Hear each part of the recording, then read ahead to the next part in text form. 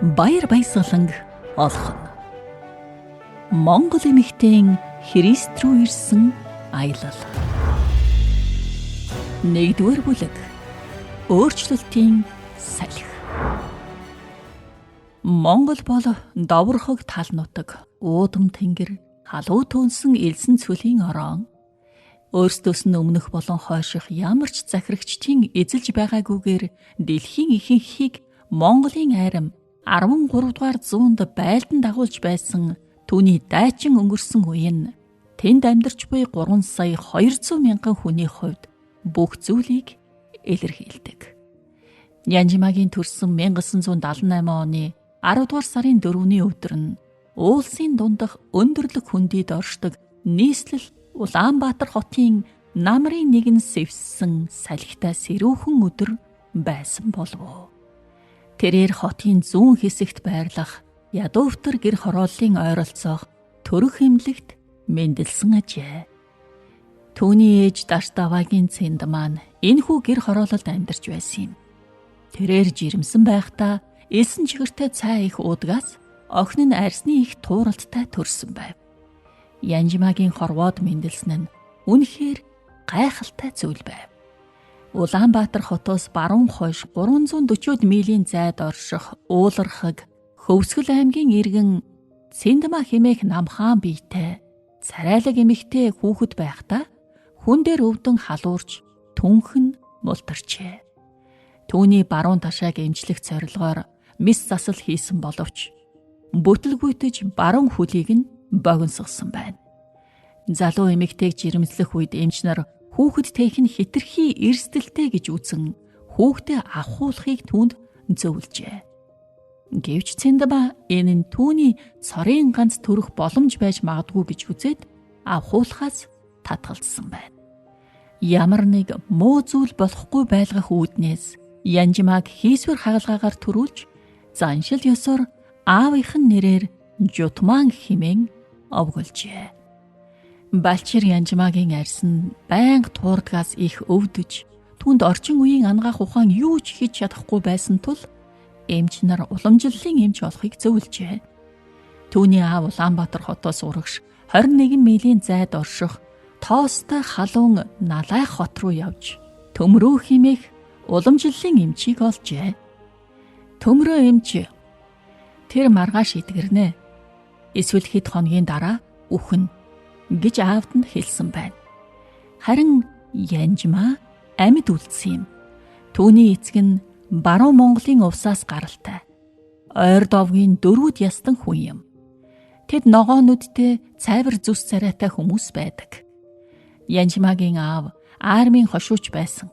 Ээж нь Цэргийн ангийн ойролцоох гэр хорооллын сургуулийн ахлах ангийн сурагчдад газар зүй, түүхийн хичээл заадаг байжээ. Янжмаа гэртээ ганцаараа байгаагүй. Түүний ээж Цэндмаа 17 настай байхдаа Мөрөн хотын ойролцоох ээжийнх нь төрсөн нутагт 1971 онд төрсөн Даваа жаргал буюу Даашка охиныг өргөн авч сайхан сэтгэлийн алхам хийжээ. Энгийн биш нөхцөл байдлын улмаас Даваа жаргал ах トゥ нарын хамт өнчирч үлдэхэд ойролцоо байсан нутгийн хүмүүс хүүхдүүдийг нэг нэгээр нь үрчлэн авах тэр үед залуу эмэгтэй Цэндмаа Даашкаг үрчлэн өөрөөрөө овголсон юм. Дараа нь Цэндмаа 5 настай Даашка Цэндмаагийн ээж Должин нар эмнэлгийн арай дээр үйлчилгээ бараадан Улаанбаатар хот руу нүүжээ. Ингээд удалгүй Янжмаа төрсөн юм. Янжмаа 5 настайдаа ном уншиж сурсан. Должин эмээн түүнд түүх, домог, монгол үлгэрийн номоос уншиж өгдөг байв. Мөн Должин буддын таринаас түүнд зааж цээжлүүлдэг байжээ. Заримдаа Янжмаад сүнслэг зүйлс эвгүүцмээр тулж ойртдог байлаа. Хаяа цагаан хувцастай нэг охин гарч ирнэ. Тэр охин үгсэн байсныг ойролцоох байшинд нас барсан хүүхдийн сүнс гэдгийг тэр зөнгөөрөө мэддэг байв. Монгол улс тэр дундаа Цэндмаагийн төрсөн нутаг Хөвсгөл аймаг бол дэлхийн бөө мөргөлийн төвүүдийн нэг юм. Үүнд Тэнгэрийн болон дэлхийн хүчийг төлөөлдөг 99 орчим бурхтын сүнслэг ертөнцид холбогдсон эрэгтэй эмэгтэй хүмүүс хамаарагдана. Тиймээс нас барагсдын сүнсийг харах нь ёр бусын зүйл биш байв. Янжмаа цэцэрлэгт байхдаа элэгний шар өвчин тусч тэр нь хүндрэн ойролцоох эмнэлэгт хэдэн сар хэвдсэн байна. Тэр жил аав ээж нь салж шүүх ээжд нь Янжмааг ацран хүмүүжүүлэх эрхийг өгөв. Тэр үед аав нь явахынхаа өмнө Янжмаагийн хувцаар дүүрэн чамдааныг ууртаагаар хоослон орон дээр нь шидээд өөрийнхөө хувцсыг чихээд гарч одов. Учир нь тэр үед гэрт хувцсны шүүгээ байхгүй учраас бүх эд хөрөнгөө тэд чандааманд хийдэг байжээ. Тэр цагаас хойш Янжмаа аавыгаа цэцэрлэгт нь нууцаар ирж түүнийг ажиглах аавынхаа царайг үе үе харж байжээ. Янжмаа 7 настайдаа философи уншиж Дашкигийн 8 дугаар ангийн математикийн гэрийн даалгавар хийхэд тусалдаг ёр бусын ухаалаг охин байв. Янжмаа сониуч хөдөлгөөнтэй хүүхэд байсан. Сургуультаа гимнастикаар хичээллэн тэр бас тоглоом, эд зүйлсийн учрыг олох дуртай. Соронзон хальс тоглуулагчийг шалгаж үзэхийн тулд задалж салгана. Харин ээж цэнд маань уртасгсан цагаар багшилдаг учраас олон жилийн өмнө бэлэвсэн болсон эмээд олжин нь ач охиноо өсгөжээ. Хэдийгээр гадаад ертөнц Монголыг зөвлөлт холбоот улсын алсын удирдлага дор байдгийг харж байсан ч 1990-ад оноос өмнө тэнд амьдарч байсан хүмүүс социализмын үед Монгол илүү нөхөрсөг, энгийн газар байсан гэж дурсдаг юм. Гэмт хэрэг ховор, садар самуу митийн гадны нөлөө бараг сонсогдоогүй. Бүх боловсрал эмнэлгийн үйлчилгээ үн төлбөргүй байжээ. Өдөр тутмын хоол нь гурилтай, махтай шүл, маасалтай талах байв. Чихэр жимс гэх мэт тансаг зүйлс маш ховор байсан сул талтай. Янжмаа шоколад авбал айл болох удаан идэхийн тулд үүрмэг болгон жижиглэн хэрчиж өдөрт маш багаар хуваарлан жилийн турш иддэг байв. Андтан чихэр тэр бүхэл салаад хүртэл Монголынх биш, Оросоос гаралтай байв. Оросын салаат нь дулаан цаг агаарт түгээмэл байдаг шиг ногоон ургамлууд биш, харин оронд нь лууван байцаа төмснийг эсвэл олдож байвал өндөгний салаат байжээ. Янжмаагийн төрсөн өдрөөр эсвэл хичээлээ сайн хийснийг нь шагнаж амттан өгнө. Тэр үед алим эсвэл бэрсүүд журжин ихэвчлэн тансаг хэрэглээ байсан байна. Жилдээ нэг алим эсвэл төрсөн өдрөөрөө усан үзэм авдаг байснаас тэр нилээд туранхай хүүхэд байв. Харин социалист нийгэмд багш нарыг байраар шагнаж урамшуулдаг байсан байна. Янжмааг 8 настай 2 дугаар ангид байхад нь Цэндмаа Улаанбаатарын баруун хэсэгт 2 давхарт байртай болсон юм. Тэр жил нь чухал ач холбогдолтой жил байсан нь Цэндмаа дахин гэрлэж Даашка 16 нас хүрч гэрээсээ нүүж гарсан байлаа. Хойд эцэг Дагван хот тогтжуулахын жолооч байсан. Тэрээр олон нийтийн байр сургуулийн ялгадас бохирыг зөөврөлдөг байжээ. Ингээд Янжмааг хаяа ажилдаа авч явдаг байлаа. Дагв 13 хүүхдийн дундах ухаалаг хүн байсан боловч хизээж дээд сургуульд сурч байгаагүй ажээ. Янжмаа аав ээжтэйгээ орон дээрээ мөлхөж тоглодог байв. Харин нэг өдөр хойд эцэг нь 2 хөлийнхэн завсарт хүрч эхлэв. Тэр хөшөж, айж сандарсан боловч тэрнээс цааш юу ч болоогүй. Тэгтэл сарын тэмдгэн санснаас хамаагүй эрт ирсэн нь Дагвыг маш ихээр бухимдуулжээ. Тэр ихэд уурлаж ойрлон "Чи цус алдаж байна. Заваан охин" гэж хашгирчээ.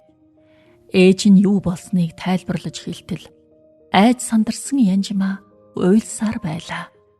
Цэндмаа түүнд урьдчилан анхааруулж хэлээгүйгээс үүдэж энэ явдал Янжмаагийн зүрх сэтгэлийг хэдэн жилийн турш шархлуулав. Энэ үед ээж нь анхлах ангийн багш байсан юм. Сургууль дээр хичээл заагаа зогсохгүй, оройн цагаар хүртэл сурагчдынхаа гэрт очиж тусалдаг байжээ. Янжмаа ээж нь өөрийнхөө охинд биш, бусдад туслахад хэтэрхий их зарцуулж байгааг мэдэрч эхлэв. Түүнд үл ойшоогдсон, тоогдохгүй байгаа мэдрэмж төрдөг байв. 1990 оны эхээр зөвлөлт холбоот улс задрах үед Монголд томоохон өөрчлөлт гарч эхлэхэд Янжмаа 13 настай байжээ. Яг задарсан өдөр нь 1991 оны 12 дугаар сарын 26 боловч үүнээс өмнө хагарч эхэлсэн нь мэдэгдэж байсан. Михаил Горбачев 1985 онд Зөвлөлт холбоот улсын коммунист намын ерөнхий нарийн бичгийн даргаар засгийн эрхэнд гарсны дараа тэрээр зөвлөлтийн нутаг дэвсгэрт өөрчлөлт шинжилэл буюу перестройка ба ил тод байдал буюу гласност гэсэн бодлогыг хэрэгжүүлсэн юм. 1989 онд Берлиний хан нуран унснаар эрх чөлөө хүн бүрд боломжтой гэсэн дохио дэлхийд даяар төгөв. 1911 онд Манжчин гүрэн мөхөж Монгол улс тусгаар тогтнолоо зарлахаас өмнө харийн дарлалт 200 орчим жил байсан юм. Цагаан Оросууд болон Хятад улс алдагдсан газар нутгаа эргүүлэн авах нэрийдлэр довтлохыг оролдож байв. Харин Богд хааны удирдлага дор монголчууд коммунист улаан Оросуудад хандахад тэд хариулж Хятадуудыг хөөн зайлуулж Монголын Хятадтай залгаа 2920 миль үргэлжлэх хилийг бэхжүүлсэн юм. Тэрч байтугай Оросууд төмөр замын царгийг хүртэл өөрчилсөн тул түрэмгийлэгч Хятадын айрам Улаанбаатар руу хурдан ирж чадхааргүй болжээ. Монголчууд тухайн үедээ эрх чөлөө ямар их үнээр олдсныг мэдээгүй.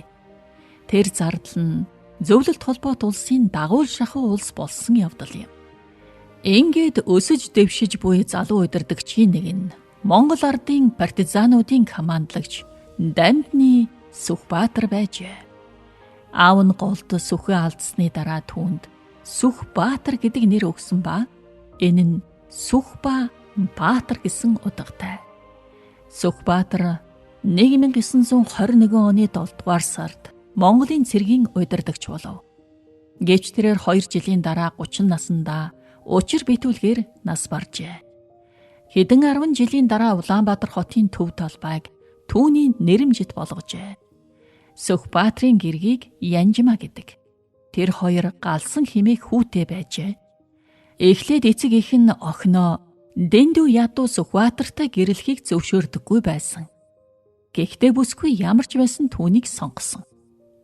Янжма 1953-аас 54 он хүртэл хэдэн сарын турш ардын их хурлын тэргүүлэгчдийн даргын үүрэг гүйцэтгэгчээр ажиллаж байсан.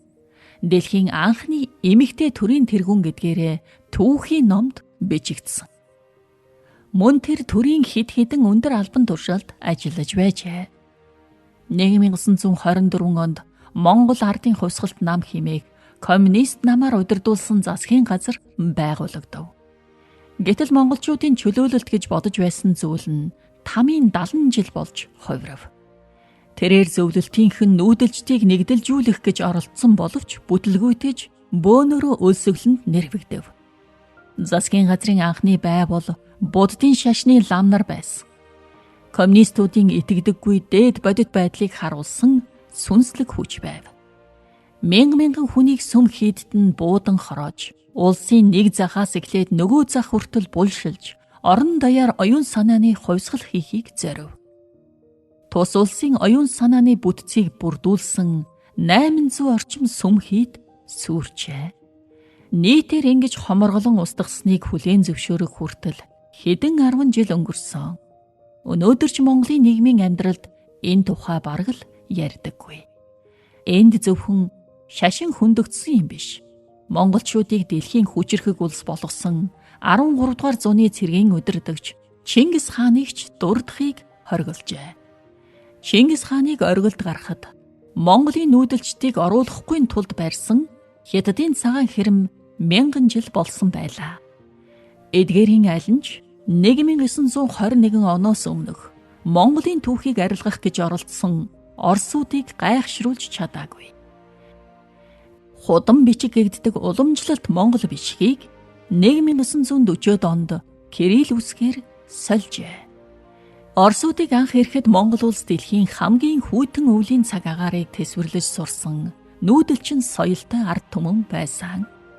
Зөвлөлтийнхэн хувийн бус орон сууцны асар том хорооллуудыг барьж, эрүүл мэндийн систем, ус цахилгаан, эмнэлэг, сургууль, банк зэргийг авчирч монголчуудыг 20 дугаар зуун руу чирч оруулав. Тэд Монголын дотоодын нийт бүтээгдэхүүний 37 орчим хувийг санхүүжүүлж байв. Коммунизмоос ангижрах салхи дэлхийн бусад улс орнуудад сэвэлзэж эхлэхэд монголчууд үүнтэй адил эрх чөлөө хүсэх болсон нь гайхмар зүйл биш юм. 1989-с 1990 оны өвөл олныг хамарсан жагсаалт цуглаан болов. Монгол ардын хувьсгалт нам хяналтаа алдаж эхлэв. 1990 оны 3 дугаар сарын 21-ний нэм гарагт олон мянган монголчууд гудамжинд цугларч ардчлалыг шаардаж байв. Тухайн үед Санжай Сүрэнгийн зориг гэгддэг улс төр судлалын залуу багшаар удирдуулсан иргэд Сүхбаатарын талбайд цугларч коммунист удирдагчдыг огцорхыг уриалав. Цугларсан олныг хүлээж байтал засгийн газрын ордны үүд нээгдэж төрийн түвшээ мэдээлэлтэй гарч ирэв.